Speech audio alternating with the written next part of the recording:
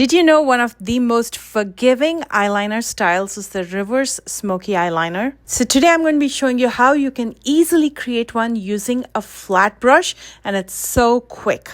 You're guaranteed to ace it every single time with this technique, and with that I'm going to show you a stunning eyeshadow look. But before you apply anything on your lid, it's important to even out the skin tone. So for that I'm going to be using Milani Concealer in the shade 145, which is warm beige. I'm applying a very thin layer on my lid and lightly setting it with the one size translucent loose powder. From the most boring palette from Ofra, I chuckle every time I say that.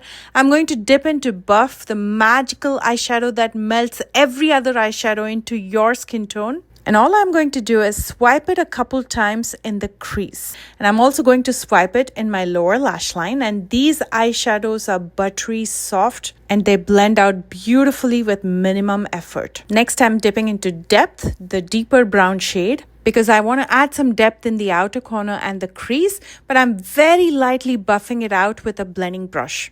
I'm using a very delicate hand because this is super pigmented. It's important not to deposit too much product because blending becomes a nightmare.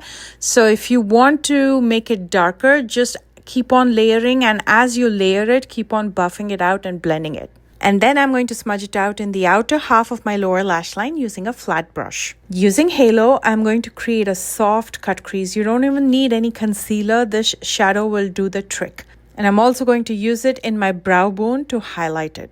Then using Intense, which is the black eyeshadow, I'm going to pull out a wing in the outer corner by extending my lash line. It's not going to be a thick wing. I'm just going to pull out a straight line. And then I'm going to join it to my lash line, lining my lash line by stamping over the lash line using it as a stencil.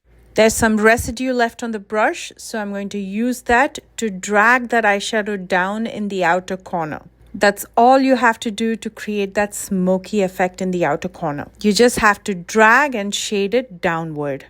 I'm using a little bit more of the black eyeshadow because I want to make it a little bit more intense. You don't need to smudge or blend, just pull it downward. And then I'm going to join it to my lower lash line. It's that quick and easy, and now you have a reverse smoky wing. To oomph this up, of course, I'm going to be using my favorite eyeshadow from the palette, the Showstopper. I'd like a more dispersed look for this eyeshadow look, so I'm going to be using a blending brush and pressing it to the center of my lid. It's time to finish up, so I'm going to curl my lashes and apply a coat of mascara, for which I'm going to be using the Bare Minerals Strength and Length Mascara. This is a fabulous mascara for everyday use because it makes your lashes look very natural and they don't clump up.